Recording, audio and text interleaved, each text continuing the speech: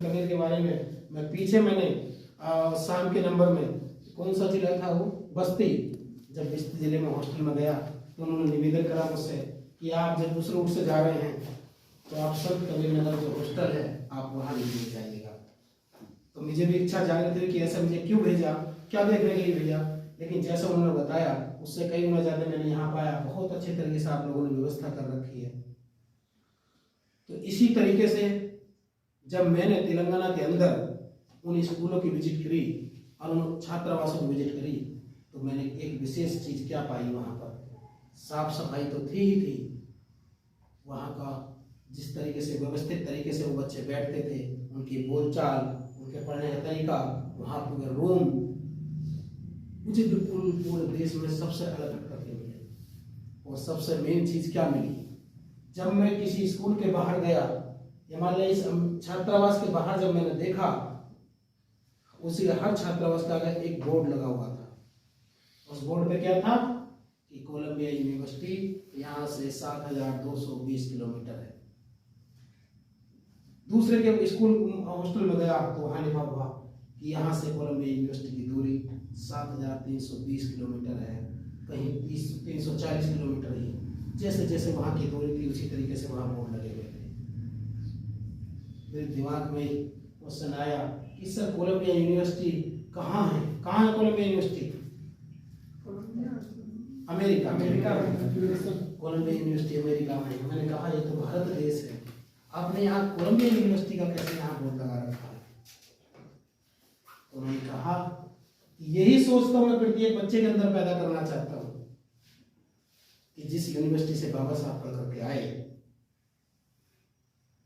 और उन्होंने वहां पर ऐसी शिक्षा ग्रहण करी कि जिस शिक्षा की बदौलत पूरे देश के अंदर एक ऐसा संविधान लिख करके हमें दे दिया जिसकी बदौलत आज हम सब लोग इकट्ठा बैठे हुए हैं, अच्छे अच्छे कपड़े पहने हुए हैं, अच्छे अच्छे मकानों में हैं, अच्छे अच्छे इमारतों में हैं। तो मेरे दिमाग में आया यहाँ कितनी आगे तक की सोच शिक्षा के प्रति किसी व्यक्ति ने हमारे समाज के बीच बात रखी है। फिर मैंने उनसे ये बात कही कि देश के अंदर बाबा साहब के नाम से लाखों संगठन हैं और सब अपने अपने तरीके से कर रहे हैं। हर गली में चले जाइए, हर मोहल्ले में चले जाइए, हर बस्ती में चले जाइए, हर गली बस्ती में, हर मोहल्ले के अंदर बाबा साहब के नाम से संगठन मिलेगा और हर एक मोहल्ले के अंदर एक राष्ट्रीय अध्यक्ष बैठा हुआ होगा।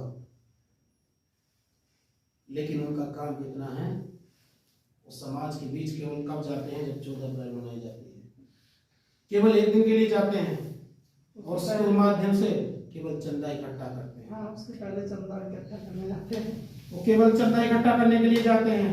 मुझे दुख होता है इस दुनिया के अंदर सबसे ज्यादा बाबा साहब एक ऐसे महान पुरुष हैं, इस दुनिया के अंदर सबसे ज्यादा यदि किसी की प्रतिमा लगी हुई है तो डॉक्टर बी आर अम्बेडकर की भी लगी हुई है।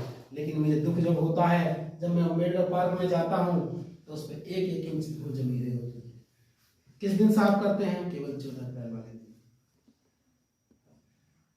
डॉक्टर अम्बेडकर पार्क बनाने का क्या हमारा उद्देश्य था? डॉक्टर अम्बेडकर पार्क बनाने का हमारा उद्देश्य केवल इतना था कि जब भी हम भी डॉक्टर अम्बेडकर पार्क बनाए तो सबसे पहले वहां पर उसके साथ साथ एक लाइब्रेरी का हमें वहां निर्माण करना चाहिए। क्यों बनानी चाहिए हमें डॉक्टर अम्बेडकर पार्क? ताकि हमारी आने वाली जो जनरेशन है, जो हमारे बच्चे हैं, जब वो अम्बेडकर पार्क में खेलें या निकल करके जाएं तो हमसे पूछें अपने गार्जियन से पूछें कि ये कौन है। जब हम बताएं उन्हें कि वो बाबा साहब हैं जो आज आप 20 रुपए की 20 रुपए की बोतल लेकर के मिनटों सेकंडों में पी जाते हो, जो आप आज अच्छे अपने कपड़े पहन रहे हो, वो उन्हीं बाबा साहब की बदौलत है। और वो कैसे कर पाए? बाबा साहब ने कोई हथियार चलाया, कोई लाठी डंडे चलाए? नहीं, एक कलम की ताकत थी। और कलम की ताकत कहाँ से आई? अच्छी शिक्षा ग्रहण करके। तो आपको अच्छी शिक्षा ग्रहण करो, उस एक व्यक्ति ने इस देश की सूरत बदल दी। तो यदि आप सब लोग शिक्षा ग्रहण करोगे तो आप ज्यादा भी ना कर पाओ तो अपने गांव की, अपने जिले की, अपने मंडल की अपने राज्य की सूरत बदल सकते हो उस शिक्षा की वजह से। तो बात चल रही थी डॉक्टर आर एस प्रवीण जी की वहां पर।